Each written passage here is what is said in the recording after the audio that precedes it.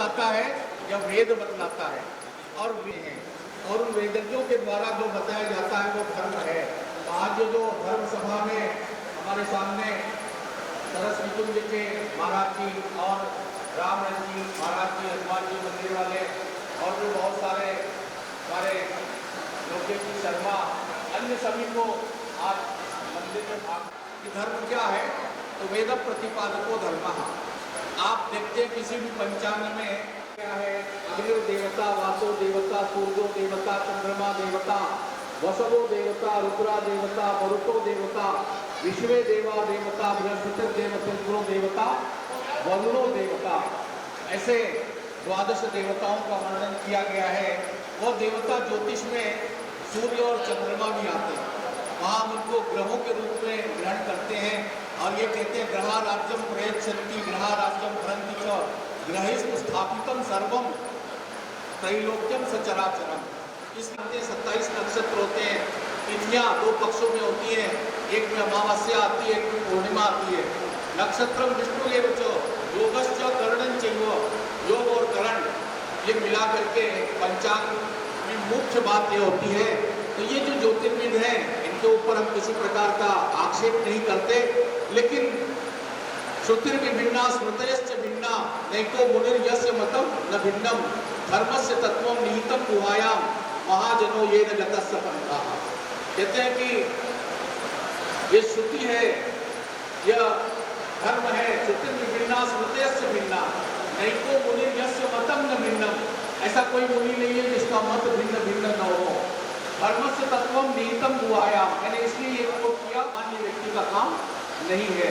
थोड़ा सा अध्ययन करके हम ज्योतिर्विद बन जाए, 2-4 मंत्र पढ़ करके हम वेदज्ञ बन जाए, 2-4-5 वाक्य रट करके हम संस्कृतज्ञ बन जाए, तो वो क्या होता है, वो अपुष्ट है, वो पुष्ट नहीं है, वो पूर्णता नहीं है। इसलिए ये जो धर्म सभा की गई है, इस धर्म सभा का आशय पूर्णता को प्राप्त करना है, मतभेद न होना है। जैसा अभी पांडे जी ने कहा कि दिवाली के 2 तिथियां आई, हमने हमारे पास भी बहुत से लोग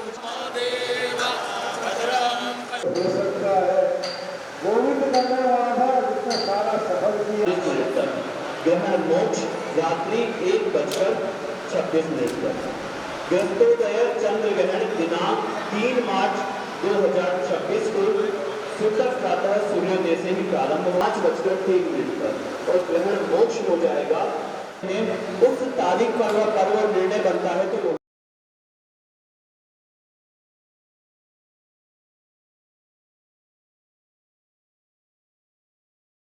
उपस्थित सभी विद्वजनों के चरणों में मेरा कोटि कोटि नमन।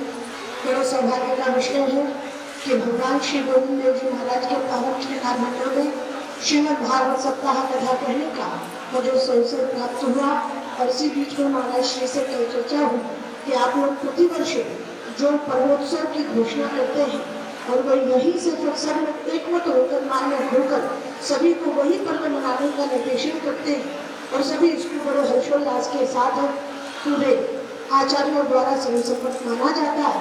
ये बहुत ही प्रशंसनीय सराहनीय है कि हम लोग धर्म की पताका के नीचे एक मत होकर के भगवत धर्म के प्रचार प्रसार के लिए, भगवत सेवा के लिए अपने जीवन में तत्पर है। यह कहा गया है धर्म रक्षति रक्षता, जो धर्म की रक्षा करता है धर्म उसकी रक्षा करता है। धारयते धर्मः, धर्म धारण करने योग्य है। जिस प्रकार सूर्य अपने धर्म का सतत पालन करते हुए निश्चित रूप से प्रतिदिन उदीयमान होते हैं और प्रतिदिन अस्त होते हैं, पृथ्वी अपने धर्म का पालन करती है, इसलिए हम लोग अभी सुरक्षित हैं। प्रकृति अपने धर्म का पालन करती है, इसी प्रकार आप सभी लोग अपने धर्म का, समाज को मार्गदर्शन करने का जो धर्म पालन कर रहे हैं उसके लिए मैं आपको कोटि कोटि नमन करती हूँ। आपसे अनुरोध भी करती हूँ कि आप लोग एक बार कमर कर मां नर्मदा की जन्मस्थली पे अवश्य पधारिए। जो एक आचार्य जी ने बात कही कि अल्पज्ञ होकर के ज्ञान देना उचित नहीं है। यदि सभी प्रकार से अच्छी तरीके से शास्त्रों का अध्ययन करके फिर आगे बढ़ा जाए तो ही व्यक्ति धर्म का सही तरीके से स्वयं भी पालन कर सकता है और दूसरों को भी पालन करना सीखता है। बहुत बहुत साधुवाद, धन्यवाद।